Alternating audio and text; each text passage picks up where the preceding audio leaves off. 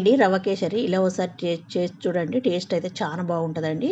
ఇప్పుడు ప్యాన్ పెట్టుకొని మనం ఒక హాఫ్ కప్పు నెయ్యి వేసుకోవాలి. అందులో కొన్ని డ్రై ఫ్రూట్స్ వేపుకొని అవన్నీ పక్కకు తీసుకోవాలి. గిన్నెలో తీసుకున్నాక అందులోనే మనం ఒక కప్పు రవ్వ వేసుకోవాలి. నేను గోధుమ రవ్వ తీసుకున్న సన్నపుదే.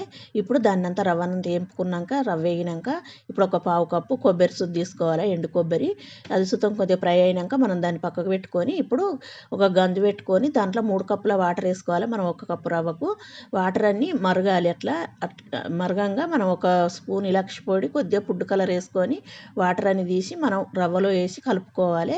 రవ్వ అంతా ఉడికించుకోవాలి. ఒక 2 నిమిషాలు ఉడికితే సరిపోయిద్దండి, మంచిగానే ఉడుకుతుంది. ఇప్పుడు చక్కెర వేసుకోవాలి. ఒక కప్పుకు ఒక కప్పు చక్కెర సరిపోయింది, కానీ ఇంకొక పావు కప్పు వేసుకున్న. స్వీట్ ఎక్కువ కావాలనుకుంటే పావు కప్పు వేసుకోండి. ఇప్పుడు మనం డ్రై ఫ్రూట్స్ వేయించుకుని ఇస్తాం. అట్లా దగ్గర పడదాకా ఉడికించుకున్నాక డ్రై ఫ్రూట్స్ వేసుకొని మనం స్టవ్ ఆపుకోవాలి. ఇప్పుడు సర్వింగ్ చేసుకుంటే సరే టేస్టీగా అయినా